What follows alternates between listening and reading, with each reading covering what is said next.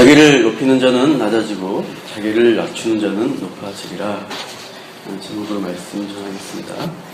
오늘 본문이 위치한 누가복음 14장 이제 3분의 2 전반부 정도는 그러니까 1절에서 24절 내용을 보시면 공통점이 있습니다. 바로 잔치, 먹는 잔치 자리가 배경으로 되고 있는 말씀입니다.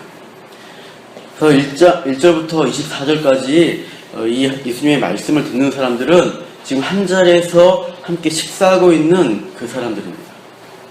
이제 내용상은 3-4가지의 구분이 있는데 이 모든 말씀드린 비유들이 식사나 잔치 자리를 배경으로 해서 말씀이 되고 있어요. 그러므로 오늘 1절부터 좀 전체적 맥락을 살펴보면서 예수님이 무엇을 우리에게 의도하시고 있는지를 살펴보겠습니다. 먼저 1절을 보시면 안식일에 예수님이 바리새인 지도자의 집에 떡 잡수시러 식사하시러 들어갔습니다. 그러니까 초대를 받았습니다. 초대는 사실 이제 호의를 가지고 이렇게 사람을 초대하고 대접을 하는 건데 우리가 1절을 자세히 보시면 마지막 부분에 그들이 목적이 드러나 있어요. 뭐라고 합니까? 그들이 예수님을 엿보고 있는 것입니다.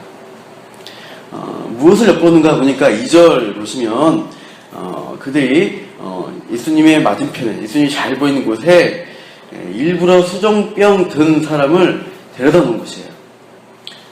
그래서 예수님이 안식일에 그 사람을 어떻게 하는가 보자 이러고 엿보고 있는 것입니다. 이 수종병이란 것은 몸에 이제 물이 차는 병입니다. 바리새인들이 수종병 환자와 친해서 이 사람을 같이 식사하자고 초대한 것 같지는 않아요. 당시 어떤 랍비는 이 수종병이 부도덕함의 결과이다, 죄의 결과이다 라고 생각했다고 합니다. 그래서 죄의 결과로 아픈, 어떻게 보면 부정하고 불결한 사람으로 취급되는 게 수종병 환자인데 바리새인들은 예수님을 시험하기 위해서 이 환자를 일부러 데려다 놓은 것입니다. 바리새인들은 주변에 이 불행한 사람을 사람으로 목적으로 대하는 것이 아니라 자신의 어떤 것들을 달성하기 위한 수단으로 물건 대하듯 하는 것을 많이 보여줘요. 바리새인들이 예를 들어 하나님께 바쳤다, 이 고르반이라는 선언인데요. 그것을 함으로써 어떻게 합니까? 자기의 재산을 이렇게 모아놓는 것입니다. 그 재산을 동결해 버립니다. 그래서 부모 공경하라, 부모에게 봉양해야 되고 돈을 써야 되는데 그 재산을 할 수가 없다. 고르반 선언 되었기 때문에 이 재산을 만지지 말라면서 자기의 축적의 수단으로 고르반 선언을 했던 것을 보게 돼요. 이런 편법으로 부모는 돈보다 못한 존재로 취급받습니다.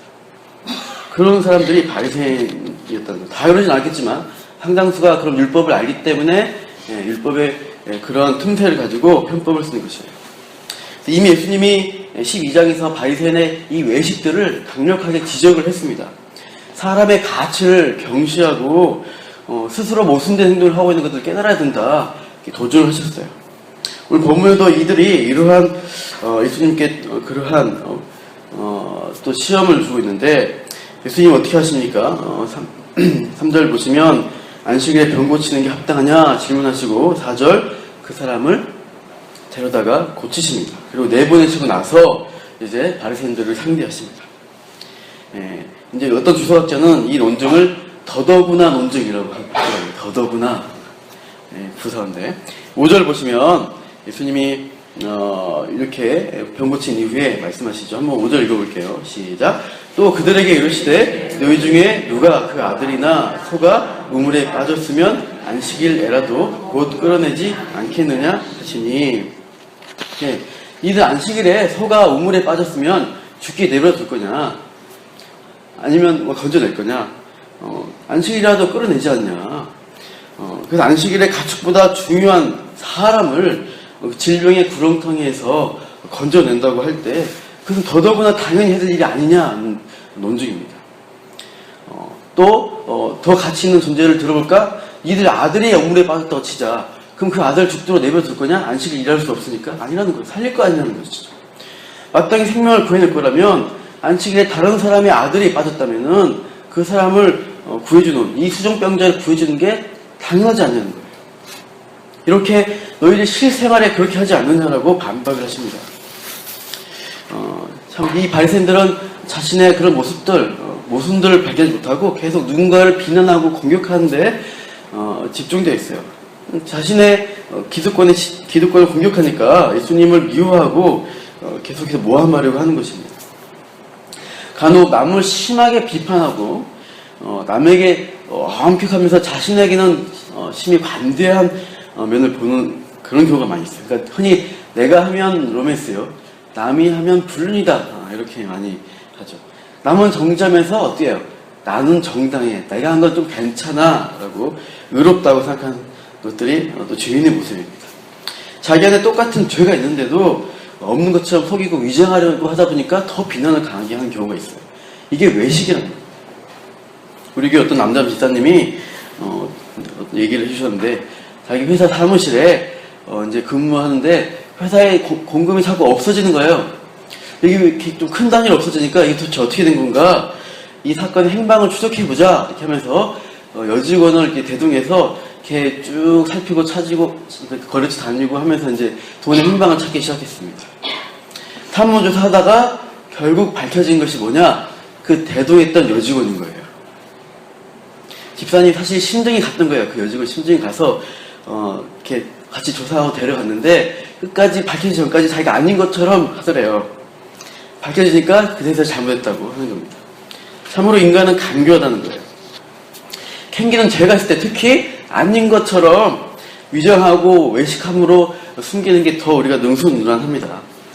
바리새인들이 대표적인 그러한 사람들입니다. 죄를 속으로 많이 짓고 편법으로 지으니까 겉으로 더 깨끗한 척 많이 했다는 거예요. 우리 안에도 그런 바리새인과 같은 위선과 모순적인 행동이 있지 않는가 잘 살펴봐야 됩니다. 어머 누가 그랬다면서 이렇게 우리가 뒷말 하잖아요. 정말 나쁜 놈이네 하고 손가락질 할 수 있습니다. 그때 손가락질 잘 보시면 이 손가락질은 그 사람을 비난하지만 나머지 세 손가락은 나를 비추겠다는 진실이에요. 사실 내 안에 그 죄가, 내 안에 그 사람이 있어요. 우리가 이 바리새인의 모습을 보면서 우리를 경계해야 됩니다. 7절에 바리새인들이 의식과 외식, 체면을 중시하다 보니까 그 식사 자리를 예수님이 관찰하니까 어떤 곤란함들을 겪는 게 보이는 거예요. 뭐냐면 식사 자리가 그러니까 제일 상석이 있고 말석이 쭉 있어요. 누군가 자리에 앉아야 되는데 바리새인들이 지도자급 바리새인, 이 집주인 같은 사람은 높은 자리에 앉아야겠죠. 그 서열이 상대적으로 낮은 사람들은 자기가 알아서 눈치 보면서 낮은 자리로 가야 되는 것입니다. 그러나 그러면서 최대한 높은 자리로 자기가 이 정도면 앉을 수 있겠지 하면서 앉으려고 하는 모습이 있는 거예요. 예수님이 그걸 보시면서 바리새인들이 얼마나 또 참 그러한 외식한 자들인가 말씀하시는 거예요. 한국에서 오면은 아랫목이 어른이 앉는 자리입니다. 승용차도 회장님이 어디 앉습니까? 뒷자리에 오른쪽을 앉는 게 회장님 자리죠.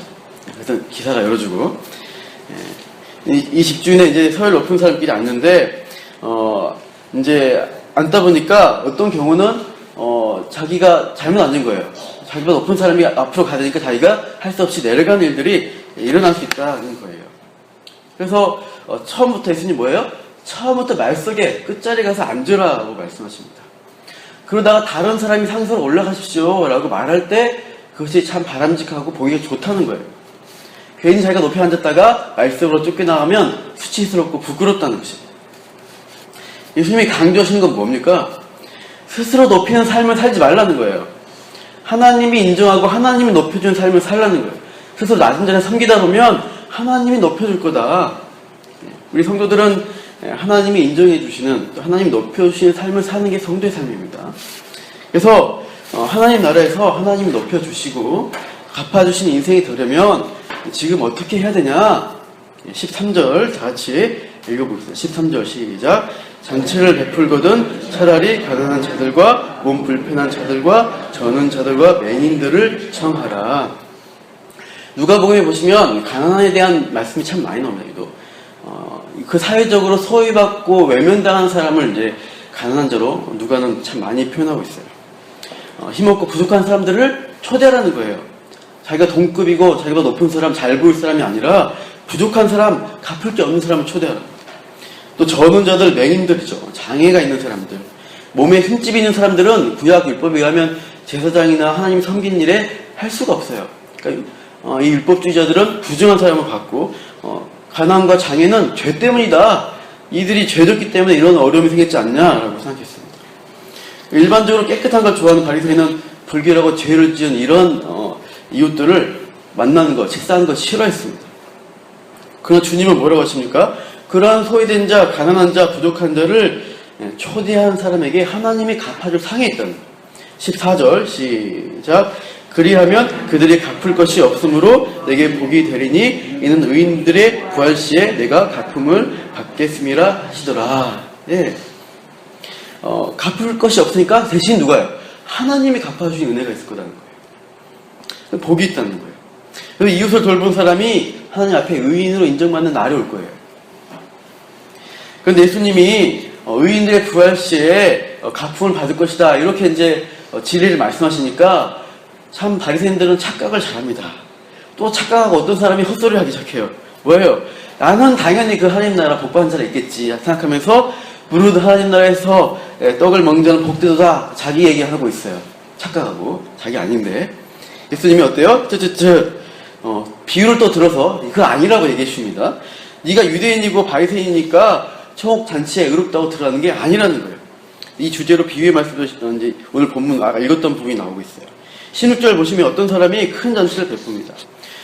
초청하고 그 청함 받은 사람들이 이제 약속된 시간에 와야 되는데 저마다 뭐라 그래요? 이 핑계 저 핑계로 못 가겠다 거절합니다. 약속 미리 사전에 잡았습니다. 시간 내야 됩니다. 그게 예의인데 정작 시간이 되자 다 일치하여서 사양하고 있어요. 이유가 뭐냐 보니까 마침 밭을 샀다는 거예요. 밭. 땅 보러 간다는 거예요.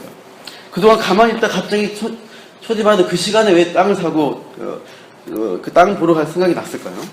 또 9절 보시면 소 5결이 자그마치 10마리나 샀습니다. 큰 돈입니다.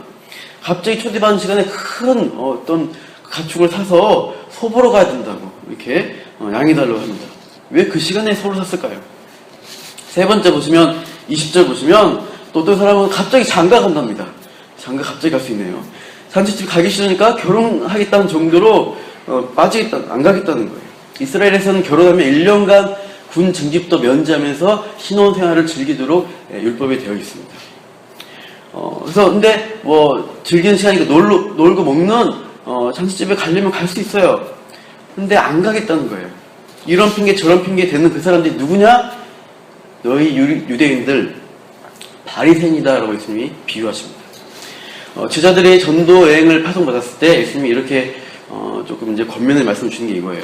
누구든지 너희를 영접하지 아니하고 너희 말을 듣지도 아니하거든 그 집이나 성에 나가 너희 발에 먼지를 떨어버리라.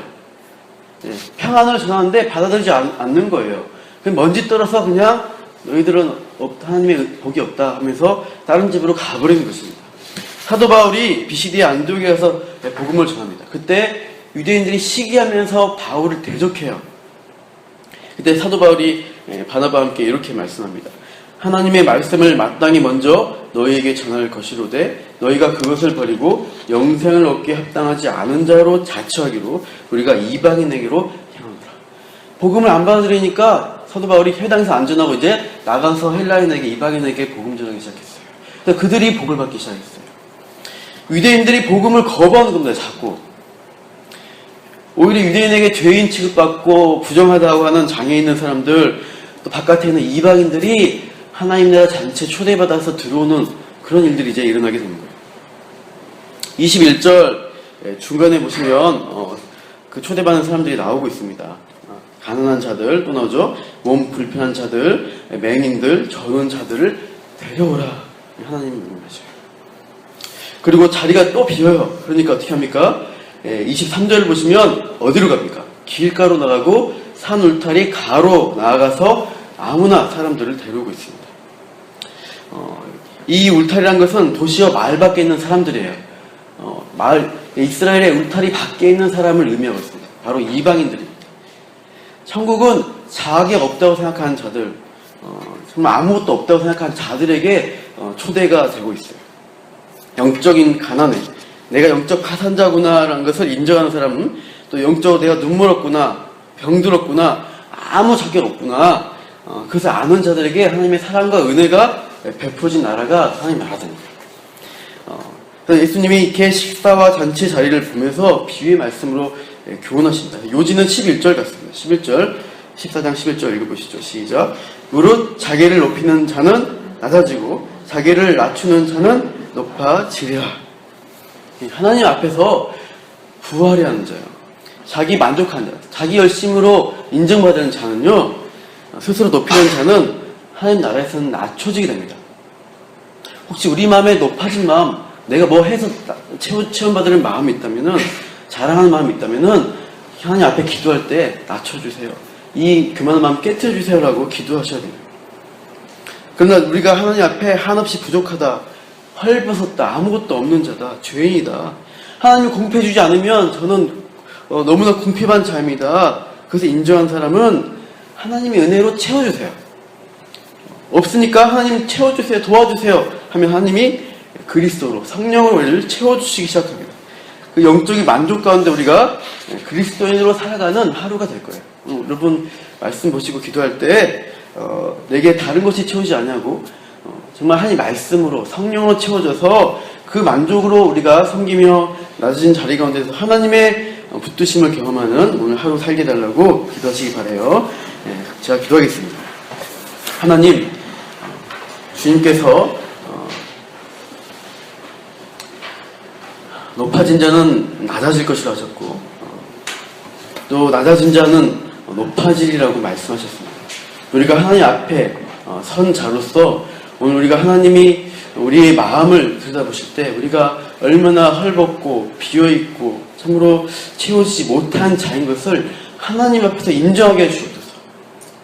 우리의 교만이 우리가 만족되어 있을 때, 우리 스스로 것으로 채워져 있을 때 하나님의 은혜가 들어올 틈이 없는 것입니다. 하나님 우리를 비워주시고 시작 기도할 때 하나님 채워달라고 하나님의 그 풍성한 은혜로 성령으로 채워주셔서 그 체험 가운데 우리가 그 하나님의 말씀을 순종하며 살아가는 그래서 하나님이 높여주시는 것을 경험하는 체험하는 하루가 되게 달라고 하나님 오늘도 응답하시고 함께하여 주옵소서. 감사하며 예수님 이름으로 기도합니다. 아멘.